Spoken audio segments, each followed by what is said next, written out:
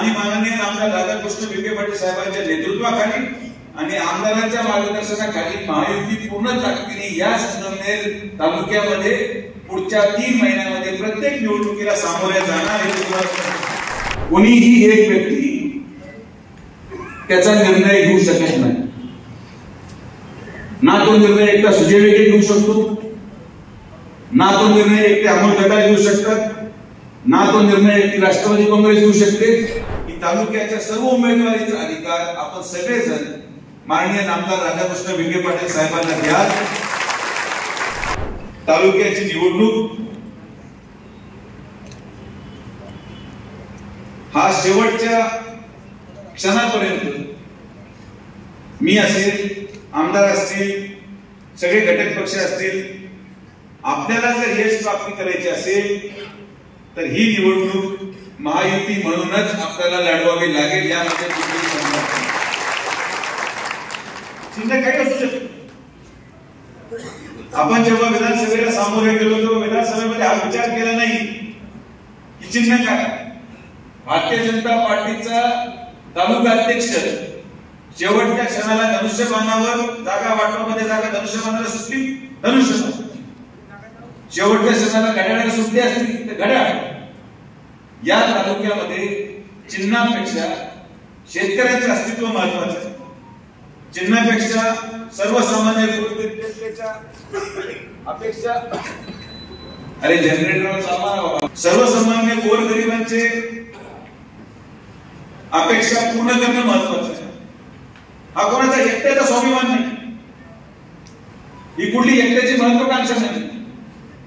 सुजय विखेला काय वाटतं, आमदार अमोल खताळांना काय वाटतं, कपिल पवारांना काय वाटतं, किती निवडणूक नाही।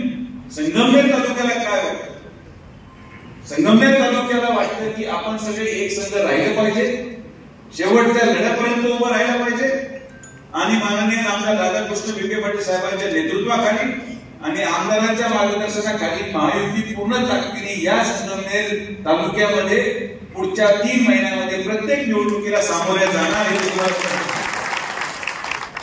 यामध्ये सांगणारे भरपूर असतात, नाही त्या आमदाराला असं म्हणते की शिवसेनाच पाहिजे, पण त्यांना कोणी जाऊन सांगितलं की नाही खासदार असं म्हणतात की आपल्याला कमळ चालवायचं आहे। आमचं दोघांकडून नाही झालं तर मग कपिल पवार किंवा बाकीचे त्यांचे जे ज्येष्ठ नेते आहेत त्यांना सांगितलं की आपल्याला घड्याळाशिवाय स्वतंत्र लढू। हे सगळे ते लोक आहेत ज्यांना त्यांच्या संध्याकाळची सोय इतर ठिकाणी होती। ते लोक एक दिवस आमदाराकडे बसतात, त्याच्यानंतर माझ्याकडे येतात, त्याच्यानंतर तिकडे येतात आणि मग शेवट त्यांचा रस्ता हा यशोधनकडे असतो। या लोकांना संगमनेर तालुक्याच्या विकासामध्ये रस नाही, या लोकांना संगमनेरच्या विविध प्रश्नांमुळे त्यांना काही तिथं देणं घेणं नाही। फक्त कसं हे सगळं एक परिवार तुटेल या दृष्टिकोनातून काही ठराविक लोक कामाला लागलेले आहेत आणि त्या होऊ देणार नाही। आम्ही एक होतो आहोत आणि संगमनेरची अस्मिता टिकवण्यासाठी आम्ही शेवटच्या श्वासापर्यंत एक राहणार। याच्यामध्ये समज घ्यायचं असता कामा। मग आता मी एका रस्त्याने चालू होतो, आप लढो हम आपके पीछे नहीं है। संघटनात्मक निवडणुकीमध्ये कोणीही एक व्यक्ती त्याचा निर्णय घेऊ शकत नाही, ना तो निर्णय एकटा सुजय विखे घेऊ शकतो, ना तो निर्णय एकटे अमोल खताळ घेऊ शकतात, ना तो निर्णय एकटी राष्ट्रवादी काँग्रेस घेऊ शकते। या तालुक्यामध्ये जो निर्णय होईल त्या निर्णयामध्ये आपण पुढच्या 2 दिवसांमध्ये एक समिती स्थापित करणार आहोत।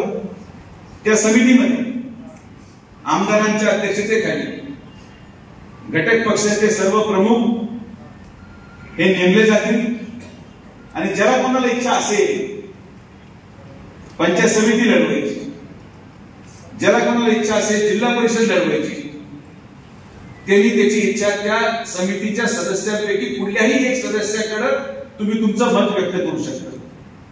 मग ज्यांना वाटतं तुम्ही आमदारांना आपलं मत व्यक्त केलं पाहिजे त्यांनी आमदारांकडे मत व्यक्त करावं, ज्यांना वाटत असेल की वो राष्ट्रवादी काँग्रेसच्या नेतृत्वाकडे मत व्यक्त करावं तर राष्ट्रवादी काँग्रेसकडे मत व्यक्त करावं, ज्यांना वाटत असेल की भारतीय जनता पार्टीच्या एखाद्या नेतृत्वाकडे मत व्यक्त करायचे त्याच्याकडे व्यक्त करावं।